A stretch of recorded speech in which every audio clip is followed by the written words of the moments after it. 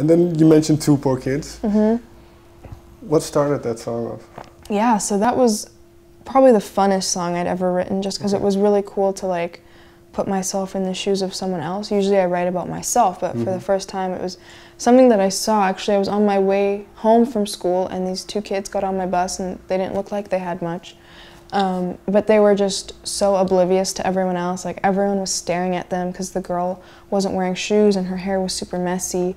But she, like her and the boy were just so focused on each other. And to me that was really inspiring because especially with my, you know, people like my generation and stuff, it's really easy to get caught up in caring about what people think of you and like, oh my gosh, this and that. But I really just saw them display this complete, they didn't give a damn about everyone there. So I was just really inspired by that. And so I went home and wrote a song about it.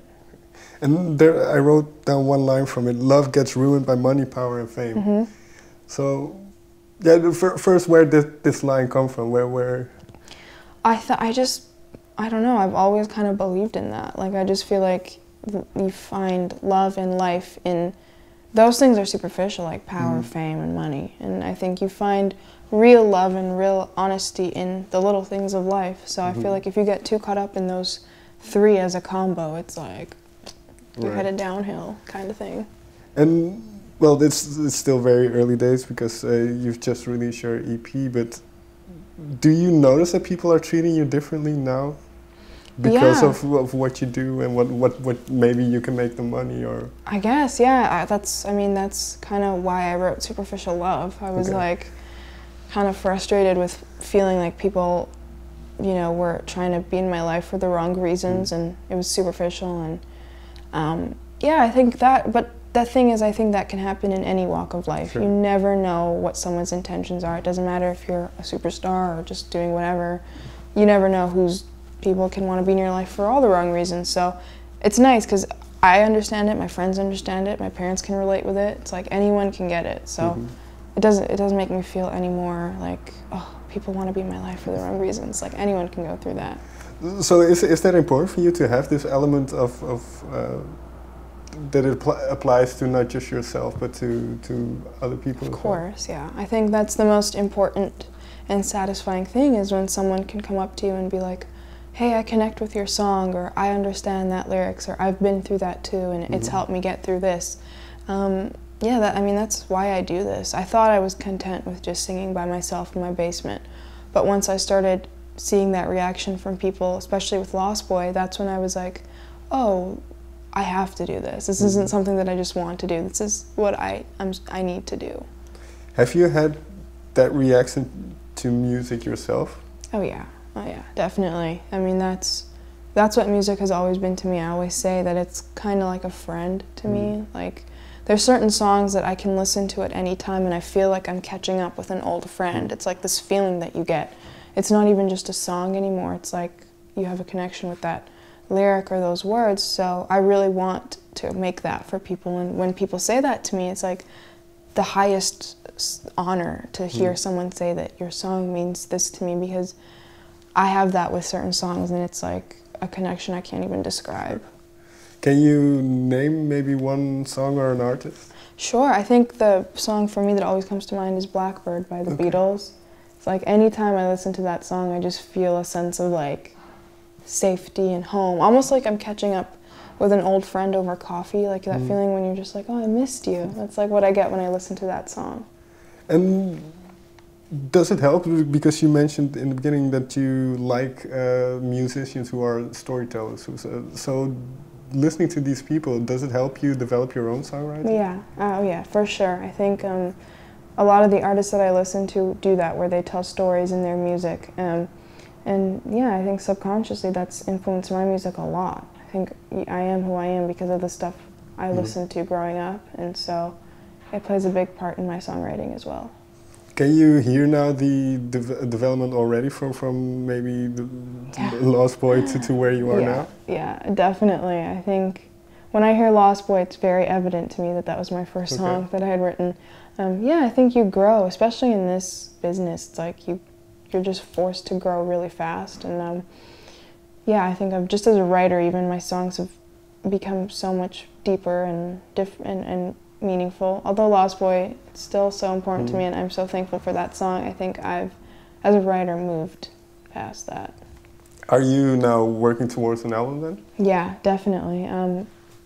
I've written all the songs. I do all my writing by myself, which is super important to me because I feel like that's when I'm the most honest. And so yeah, hopefully a full album in September of this year. Do you have to be in a certain mood or a certain mindset to write? I don't know if it's a certain mindset. I just kind of, I guess, yeah, like there's this place that I have to be in. Like I just have to be ready. It's almost like, you know, when you're getting kind of sick and you know that you're about to like puke.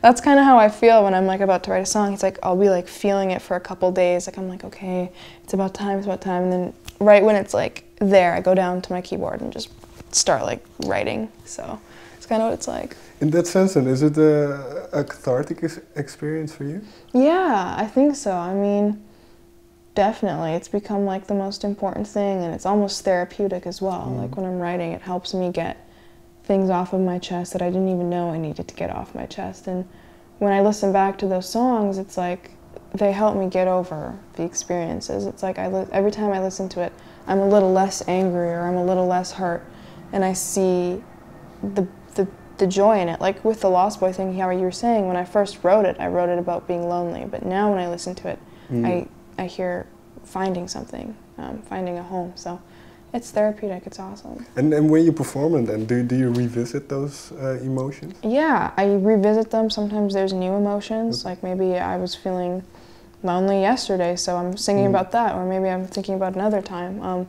But yeah, I think that's the beauty of music is you like when I sing the song, I see my own faces, I see different memories, but when someone else listens to it, they have their own complete picture. That's with any song, so I think that's why music is actually so much more important than we think.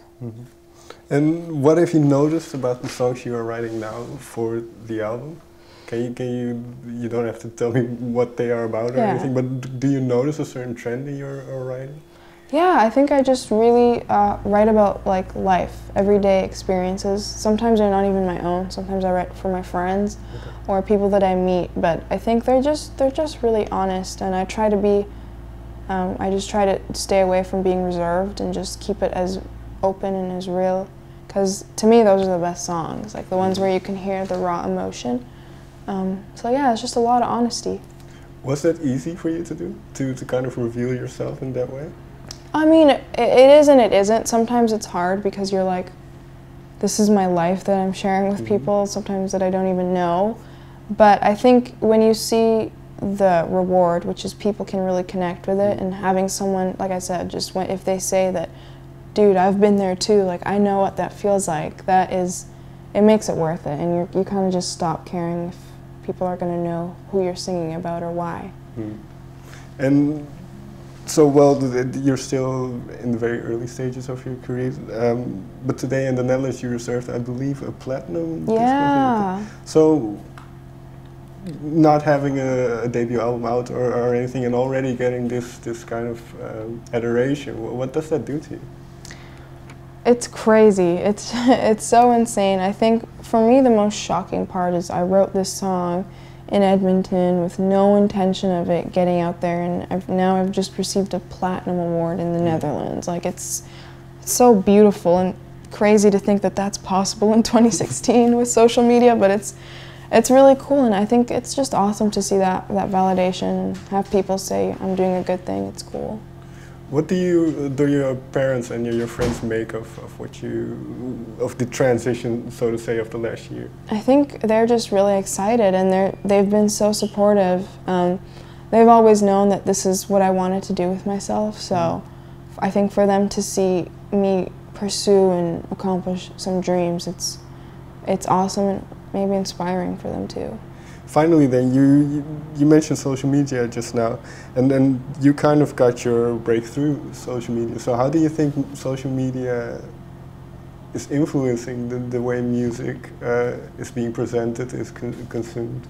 Yeah, I think it's changing the game up completely. You can be in Edmonton and have your song be heard from people on the other side of the world. So I think it's really a great thing. It can also be a bad thing because it exposes you to a lot of maybe not so nice people, but at the same time, I think if you have your head on right and you kind of know that, okay, it doesn't matter what people say, and you just put it out there for the right people to hear, it can be such a great tool. And just, yeah, it's great. It really did help me.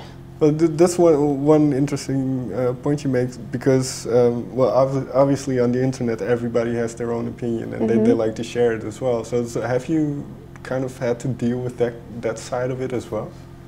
Yeah, I think fortunately it hasn't been too bad for me. But it is there. I just honestly don't really care about negative things. I just don't. I think there's a big difference between constructive criticism too and negativity. Like I love when people tell me, hey, I think this could be better, and they are actually caring. But if someone's just going to be like, you suck, then I'm like, I don't really care. You're the one who took the time to type that out when you could be doing something better with your life. So I think you just develop a thick skin and you just live life, I guess. Thank you very much for your time. Thank you. This was really awesome. Thank you. It's fun. Thank you.